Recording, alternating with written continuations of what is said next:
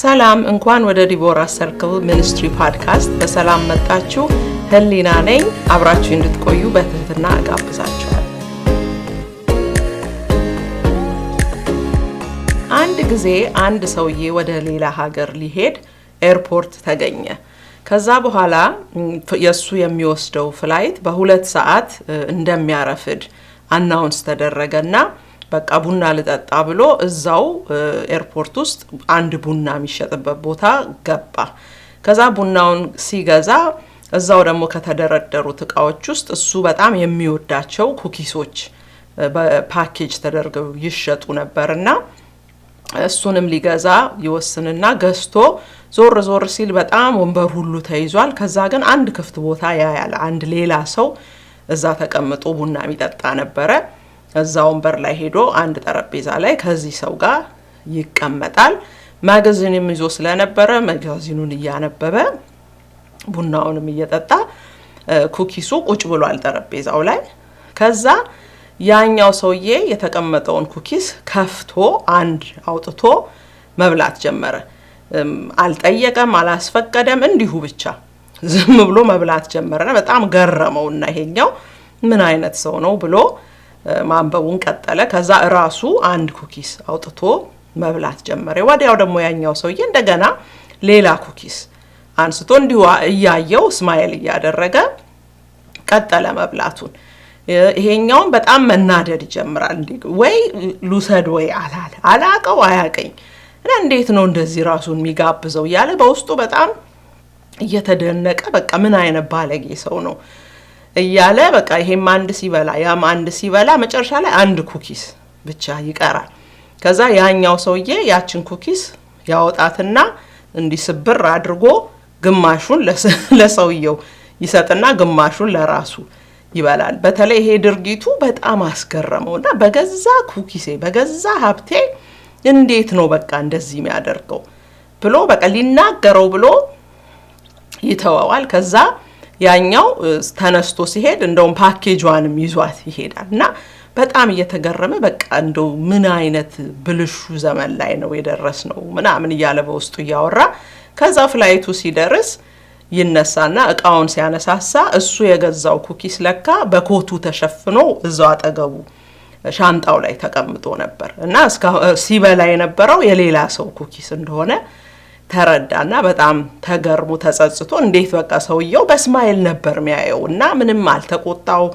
እሱ ሲገላምጠው ምን ሲለው ያኛው ግን ምንም ፈገግ እያለ ነበርና በቃ ይቅርታም ለመጠየቅ አልቻለም። ሰውየው ከሄደ ቆይቷል።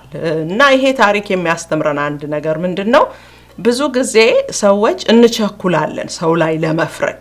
ለምን እንደዛ እንዳደረጉ እንኳን ሳናውቅ በቃ ጣት ለመጠቆም በጣም በተፈጥሯችን እንቸኩላለን ሰዎች ላይ ለመፍረድ፣ ለመናገር ከውስጥ ከሐሳባችንም አልፈን እንኳን የሆነ ነገር ሰዎችን ለመናገር፣ ለመዝለፍ፣ ለመተቸት፣ ለመውቀስ፣ ለመፍረድ በጣም የሚቸኩል ተፈጥሮ አለን ሰዎች ስንባል ብዙዎቻችን። እና ለምንድነው እንደዚህ በቃ ኔቸራችን ችኩል የሆነው ፍርድ ለመስጠት ብለን 2 ነጥቦችን እንመለከታለን። የመጀመሪያው አይምሮአችን ሁሉ ጊዜ ነገሮችን ካታጎራይዝ ማድረግ ይፈልጋል። የሆነ ነገር ስናይ ይሄ እኮ እንዲህ ነው ቶሎ ትርጉም ለነገሮች የመስጠት ዝንባሌ አለው በተፈጥሯችን።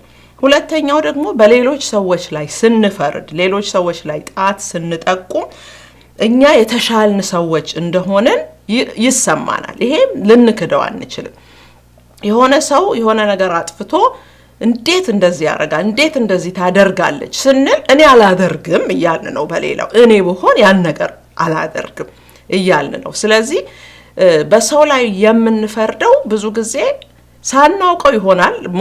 ሞቲቫችን እንደሆነ ላናውቀው እንችላለን። ግን በሰዎች ላይ ስንፈርድ እኛ የተሻልን ሰዎች ነን እያልን እንደሆነ መረዳት አለብን። ስለዚህ ራሳችንን ከፍ ለማድረግ ራሳችንን ከሌሎች ጋር ኮምፔር ሲደረግ የተሻለ በአንጻሩ የተሻልኩኝ ሰው ነኝ የሚለው ስሜት የበላይነት ስሜት ስለሚሰጠን ይሄን ነገር እንደ ልማድ ሊሆንብን ይችላል። በመጽሐፍ ቅዱሳችን ላይ ታስታውሱ እንደሆነ አንዲት ሴትን በዮሐንስ 8 ከቁጥር 1 እስከ 11 ላይ አለ ታሪኩ፣ ልትመለከቱት ትችላላችሁ። አንዲትን ሴት ሰዎች የጎተቱ የገፈታተሩ ጌታ ኢየሱስ ጋር ያመጧታል። ስታመነዝር አገኘናት እና ሕጉ የሙሴ ሕግ ደግሞ የሚያመነዝር ሰው እንዲወገር ተብሏል እና አንተ ምን ትላለህ ብለው እሱንም ወጥመድ ውስጥ ለመክተት ሴትዮዋንም ላይ ለመፍረድ አሰፍስፈው ድንጋያቸውንም ይዘው ይሆናል የመጡት ብዬ አስባለሁኝ። ያው ትወገር ነው የሚለው ብለው ከዛ ፊቱ አምጥተው ይደፏታል ሴትዮዋን እና በጣም ጌታ ኢየሱስ የተናገራቸው ነገር በጣም ትልቅ ነገር ነው። በጣም ፕሮፋውንድ የሆነ ነገር ነው። ምንድነው ያላቸው? ከናንተ መሐከል ኃጢአት የሌለበት የመጀመሪያውን ድንጋይ ይወርውርባት። እንደዚህ ሲላቸው ሁሉም ከትንሽ እስከ ትልቁ የያዟትን ድንጋይ እያስቀመጡ ሄዱ። ለምን? ሁሉም አስታወሱ። ሁሉም ኃጢአትን እንደሰሩ የተለያየ ኃጢአትም ቢሆን ምን ይታወቃል? አብሯት ሲያመነዝር የነበረውም ድንጋዩን ይዞ መጥቶ ሊሆን ይችላል፣ አናውቅም። ግን ሁሉም የሰሩት የተለያየ ኃጢአት ትዝ ስላላቸው የመጀመሪያውን ድንጋይ ሊወረውር የደፈረ ሰው የለም እና ጌታ ኢየሱስም ከፍርድ ይልቅ ምህረትን መረጠ እና እኛ ደግሞ ምሳሌያችን ማድረግ ያለብን ኢየሱስ ክርስቶስን ስለሆነ ይሄንን ነገር ምህረት ማድረግን ከፍርድ ይልቅ ምህረት ማድረግን መለማመድ በህይወታችን በጣም ያስፈልገናል። ሊረዳን የሚችለው አንዱ ነገር ቶሎ ካታጎራይዝ ከማድረግ በፊት ቶሎ ይሄ ልክ አይደለም፣ ይሄ ሰውዬ አጥፍቷል፣ እቺ ሴትዮ ተሳስታለች ከማለት በፊት ማሰብ፣ ቆም ብለን ለምንድን ነው እንደዚህ ያደረጉት? በቃ የሆነ ኪዩሪየስ ብንሆን የተሻለ ነው። ጃጅመንታል ከምንሆን ፈራጆች ከምንሆን ጠያቂዎች፣ ለምን እንደዚህ ያደረገ? ምክንያቱም ብዙ ጊዜ ሰዎች የሆነ ነገር ገፋፍቷቸው ነው ችግር ውስጥ የሚገቡት። የማይሆን ነገር የሚያደርጉት ስህተት ብለን የምናስባቸው ነገሮች የሚያደርጉት እዛ ነገር ውስጥ እንዲገቡ ያስገደዳቸው ነገር ይኖራል። በህይወታቸው ውስጥ ምን አልፈው እንደመጡ ምን አይነት ቻሌንጅ ውስጥ እንዳሉ የምናውቀው ነገር የለም። የሰዎችን ስትራግል አናውቅም።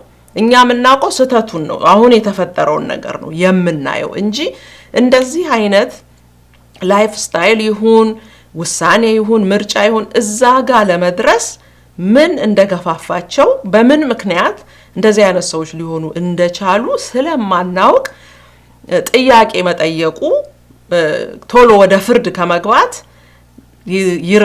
አይ ቲንክ ይጠብቀናል ብዬ አስባለሁ። ሌላው የእግዚአብሔር ቃል በሰዎች ላይ እንዳንፈርድ ይናገረናል። ማቴዎስ ላይ ተጽፎልናል። ማቴዎስ 7 ከቁጥር 1 እስከ 2 ላይ እንዳይፈረድባችሁ አትፍረዱ፣ በምትፈርዱበት ፍርድ ይፈረድባችኋል፣ በምትሰፍሩት መስፈሪያ ይሰፈርባችኋል ይላል እና ብዙ ጊዜ እኛ ሰዎች ላይ በፈረድ ነው ሰዎች ላይ ጣት በጠቆም ነው ነገር ከትንሽ ጊዜ በኋላ እዛ ነገር ውስጥ ራሳችንን እናገኛለን። ሰው ላይ የፈረድ እንዴት እንደዚህ አይነት ነገር ያደርጋል ያልን ሰዎች ከጥቂት ጊዜ በኋላ እኛ ራሳችን ከዛ ሰውዬ ብሰን እንገኛለን እና ይሄ የእግዚአብሔር ቃል እውነት ነው እና በምንሰፍረው መስፈሪያ ለኛ በምንፈርድበት ይፈረድብናል። ፈራጅ እግዚአብሔር ብቻ ነው እንጂ እኛ አይደለንም። ስለዚህ ሰዎች ላይ ከመፍረድ በጣም መቆጠብና ይሄ ነገር ዞሮ ዞሮ ወደኛ ሊመጣ እንደሚችል ማሰብ በጣም አስፈላጊ ነገር ነው። ሰዎች ላይ ከምንፈርድባቸው የሚሻለው ለምን እንደዚህ ሆኖ ብለን ጠይቀን ምህረትን ማሳየትና ለነዚህ ሰዎች ደግሞ መጸለይ የተሻለ መንገድ ነው።